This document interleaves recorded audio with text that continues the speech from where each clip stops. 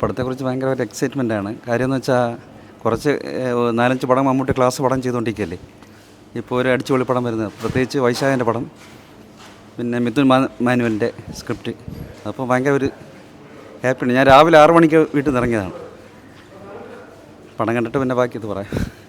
നല്ല എക്സ്പെക്റ്റേഷനാണ്. കാരണം മമ്മൂട്ടി കമ്പനിയിൽ ഇത് പ്രൊഡ്യൂസ് ചെയ്യുന്നതുകൊണ്ട് കുറച്ച് നല്ല എക്സ്പെക്റ്റേഷൻസ് ആണ്. കാരണം നമ്മൾ മിഥുൻ മാനുവലിൻ്റെ സ്ക്രിപ്റ്റും വൈശാഖിൻ്റെ ഡയറക്ഷനും, വൈശാഖിനെ നമുക്ക് കൂടുതൽ പ്രതീക്ഷ മമ്മൂട്ടി കമ്പനിയാണ്. അതാണ് നമ്മൾ ഈ സിനിമയിൽ ടിക്കറ്റ് എടുക്കാൻ കാര്യം.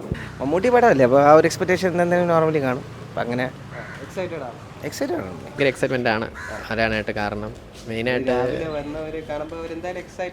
അല്ല, മമ്മൂട്ടി കമ്പനിയുടെ ഒരു ഹോപ്പിലാണ് വന്നിരിക്കുന്നത്. മമ്മൂക്കയുടെ ഒരു കുറേ കാലത്തിന് ശേഷം എല്ലാം ഉണ്ട്.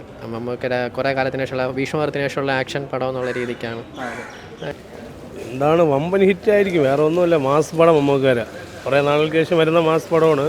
നല്ല പ്രതീക്ഷയാണ്, പ്രതീക്ഷയ്ക്കൊത്തി വരും. നല്ല പടമായിരിക്കും. ഓ പിന്നെന്ത്,